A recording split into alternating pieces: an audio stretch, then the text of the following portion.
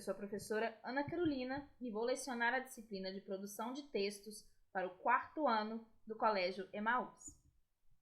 Lembre-se das nossas orientações de estar sempre num local tranquilo para fazer as videoaulas e que todas as atividades, revisões, devem ser feitas tendo como base as nossas videoaulas, tá bom? Daremos continuidade então à nossa disciplina de produção de textos. Peguem o caderno porque hoje vocês vão precisar dele e também a bolsinha de lápis. Hoje a nossa aula é um pouquinho diferente, porque na próxima semana vamos ter a nossa prova, nossa avaliação de produção de textos. Então, as 2 aulas dessa semana vão ser dedicadas às nossas revisões. Nessa primeira aula, vou falar sobre as matérias que aprendemos juntinhos, desde a página 93 até a página 129. E aí, então, vamos discutir todos esses temas, vamos fazer reflexões sobre elas e eu vou deixar ao final da aula um para casa de revisão. Vocês farão essas revisões e na próxima aula eu vou corrigi-las. Vamos lá?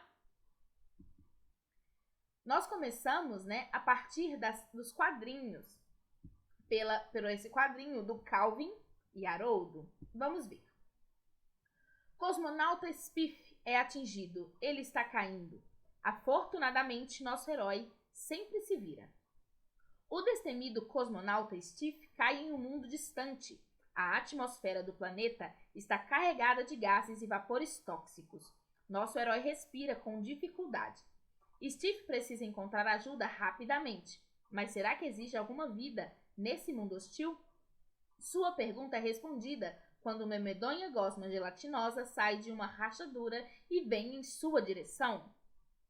A arma de Steve é inútil contra a criatura. Nosso herói tenta escapar, mas o mau cheiro sufocante o envolve. Que destino repugnante!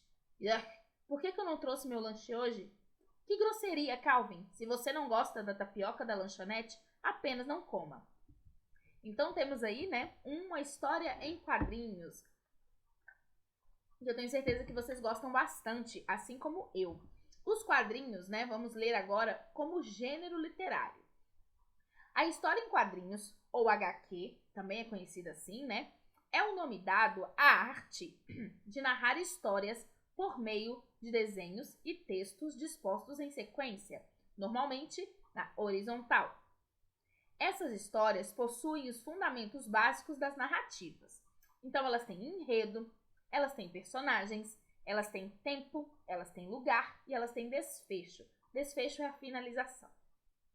No geral, elas apresentam linguagem verbal e não verbal, ou seja, aquilo que a gente pode interpretar lendo e aquilo que a gente pode interpretar vendo. Os artistas utilizam diversos recursos gráficos nesse gênero textual, com o intuito de trazer o leitor para dentro da história contada. Para comunicar as falas das personagens, por exemplo, são empregados balões com textos escritos. O formato desses balões também transmitem intenções distintas. Então, temos o balão de fala, o balão de sonho, o balão de pensamento e vários outros. E as características desse gênero são as seguintes. Pode haver muitos personagens e o enredo é mais elaborado. Não há um limite de tamanho nesse gênero. Muitas vezes, a gente pode encontrar histórias que têm páginas e páginas e páginas até chegar ao fim. Normalmente, ele é humorístico, Então, ele tem esse propósito de fazer rir. Claro, ele pode nos fazer pensar, nos fazer refletir, mas normalmente, ou seja, na maioria das vezes, ele é para fazer rir. A linguagem é informal.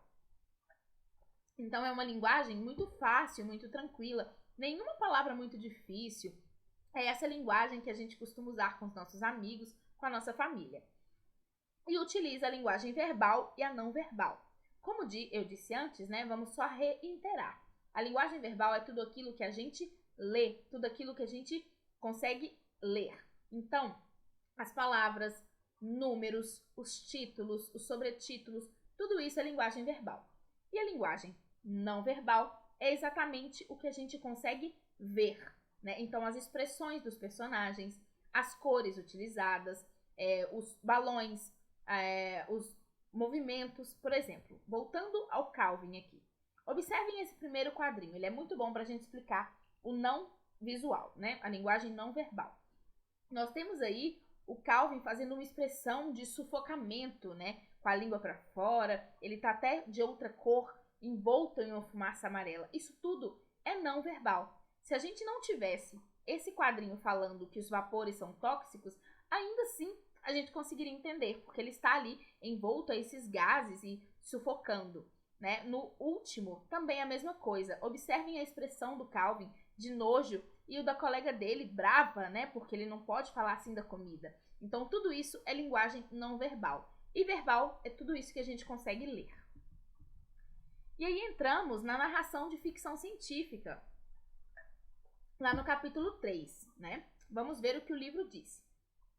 Narrativas de ficção científica são relatos criados pela imaginação do autor com base em fatos científicos. Como todas as narrativas, a ficção científica também apresenta uma sequência de ações, com personagens que estão inseridos em um cenário.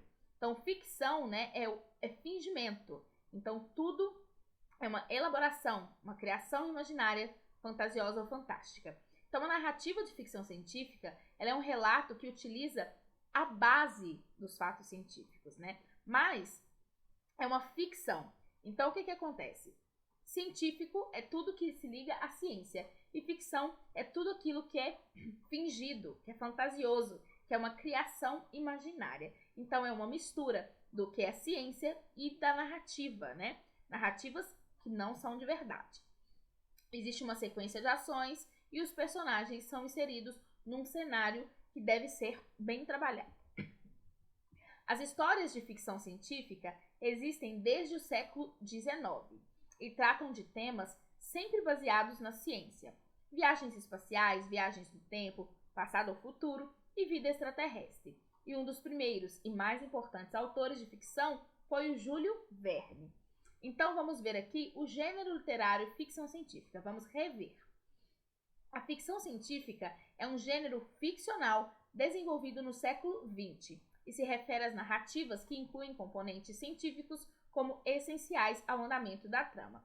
Então, a ficção científica, ela surge com a ciência como base, mas ela é uma ficção, então são coisas distintas, né? Não é verdade. Entretanto, ele deve ser o que a gente chama de factível. O que é isso, professora? Quer dizer que, por mais que seja uma mentira, ela tem que parecer verdade para convencer o leitor. Esse gênero consiste de uma elaboração de fatos e princípios científicos em forma de narrativa, mas também pode abordar temas fantásticos, que, inclusive, contradigam tais fatos e princípios. Então, às vezes a gente pode ter, por exemplo, no meio de uma ficção científica, alguém como magia. E a gente fala, nossa, mas não tem a ver. Desde que essa história seja factível, né, pareça verdade, tudo pode. Entretanto, nas duas situações deve haver algum nível de semelhança com a realidade. Foi o que eu disse, né? Tem que ter uma semelhança com a realidade. Por mais que seja mentira, o leitor precisa estar convencido de que talvez pudesse ser verdade. Suas raízes na história da literatura remontam ao início do século XIX com a novela Frankenstein, da autora Mary Shelley, e o terror psicológico O Médico e o Monstro, do Louis Stevenson. Os romances de Júlio Verne, Viagem ao Centro da Terra e vários outros, né, ele fez vários livros, são baseados nas invenções científicas e as novelas de crítica social de Wells, A Guerra dos Mundos. A popularização de massa, né, ou seja, quando a gente diz de massa, é da maioria da população da ficção científica, teve início a partir de 1926, quando Hugo Gernsback fundou a Amazing Stories Magazine, que era dedicada para histórias do gênero. Então ele fundou aí uma revista, né, uma editora, que só colocaria em circulação os filmes de ficção científica. E na verdade esse tema só fez crescer, né? Hoje em dia ele é muito conhecido. As ficções científicas foram para o cinema, para séries, para os seriados, e muita gente é apaixonado por esse tipo de textos. Pode-se classificar a ficção científica como um subgênero dos romances de aventura, mistério, drama e horror. A diferença essencial é que, a diferença dos demais gêneros, tenta convencer o leitor de que as situações apresentadas podem não ser possíveis hoje, mas que são muito fáceis de existirem baseadas nas explicações científicas, né? Então, o leitor sabe que não é real. O propósito desse texto é contar para ele e convencer que talvez um dia seja real. E aí, a unidade 4, nós entramos falando de brinquedos e brincadeiras. Vamos ler aqui rapidinho. Para brincar, não há tempo ruim. Faça chuva ou faça sol, a imaginação e a disposição nos fazem sempre embarcar em grandes aventuras. Brincar é muito bom, pois nos deixa mais alegres e mais saudáveis. E aí, nós entramos nas tirinhas. Como acabamos de falar sobre os quadrinhos, é muito fácil falar das tirinhas, né? Vamos ler aqui esse texto 1, que é o menino maluquinho que está com febre. E será que ele vai poder brincar? Vamos ver. Nossa, que febre! Nem pense em sair da cama. Tá bom, o gol é a cabeceira, falei? Então o menino maluquinho está doente, né? A mãe fica preocupada, o proíbe de sair da cama, então ele começa a brincar na cama mesmo. E no texto 2, o menino maluquinho continua doente. Vamos ver o que ele vai aprontar, porque ele sempre apronta. Mãe, coitadinho, quer que eu faça alguma coisa? Puxa minha cama para perto da janela. Tá, e aí ele foi brincar de empinar pipa na janela. As tirinhas não são apenas para divertir. Elas podem nos levar a refletir sobre assuntos importantes. É isso que acontece nas tirinhas do Armandinho, personagem criado por Alexandre Beck. É um dos meus personagens favoritos dos quadrinhos. Armandinho é um menino de cabelos azuis, esperto e inteligente. Vamos conhecê-lo. Então temos aí remo, judô e canoagem, salto ornamental, vela e levantamento de peso, tênis, ciclismo e natação. Tantos esportes e você só falava em futebol? Com quem você está discutindo? Com a TV. Futebol, futebol e futebol? Então ali ele percebe, né, que existem tantos outros esportes e na televisão só se fala do futebol. Armandinho agora conversa com uma amiga. Vamos ver. Eles não me deixam jogar porque eu sou menina. Mas não é por isso, é porque você joga melhor que eles. Então ele tentando ajudar a amiga dele a se sentir melhor. Então, novamente, a tira ou a tirinha é uma história em quadrinhos que costuma apresentar 3 ou 4 quadros apenas. Então, já que vemos as tirinhas e os quadrinhos juntos, a gente pode perceber que eles têm as mesmas características. A única diferença, né, é que os quadrinhos são maiores, eles não têm um limite de tamanho. Eles podem ter páginas e páginas, enquanto as tirinhas utilizam 3 ou 4 quadros, não mais do que isso. As tiras ou tirinhas são pequenas histórias narradas em até 4 quadrinhos. As tirinhas apresentam diálogos curtos e linguagem simples e informal. As falas dos personagens vêm dentro dos balões de fala, e os quadrinhos são compostos de elementos verbais e não verbais. Os verbais são as falas, os pensamentos, o título da história, as legendas, as onomatopeias. E os não verbais é tudo aquilo que a gente não pode ler, mas consegue ver, a gente interpreta vendo. São os desenhos dos personagens, o cenário dos balões, as cores, os símbolos, as linhas e os riscos que indicam movimentos dos personagens. E vai depender de cada autor, né? Por exemplo, no Menino Maluquinho nós temos vários elementos não visuais. O do Armandinho temos menos, ele não tem cenário, são os personagens e as falas. No do Armandinho nós não temos nem os balões, temos apenas alguns riscos. Então, depende do autor também. Então, as tiras ou as tirinhas é um gênero derivado dos quadrinhos e que surgiu nos jornais nos Estados Unidos e que, devido à falta de espaço nas publicações, foram reduzidas para 3 ou 4 quadros, né? O que acontece é que espaço em jornal e revista custa caro, então eles diminuíram os quadrinhos e acabou gerando esse novo gênero que são as tirinhas, que são 3 ou 4 quadros apenas. E as características, vocês vão perceber que são bem parecidas com as dos quadrinhos, né? Ser humorístico, linguagem formal e linguagem verbal e não verbal é a mesma coisa. A diferença é que os quadrinhos podem ser longos e as tiras têm somente 3 ou 4 quadros. E normalmente as tiras, né, têm um personagem principal que vai interagir com os outros personagens menores. Por exemplo, a Turma da Mônica se chama a Turma da Mônica. Então, a Mônica seria a principal. Mas como normalmente nós temos quadrinhos maiores com essa turma, a gente pode dizer que são vários personagens principais.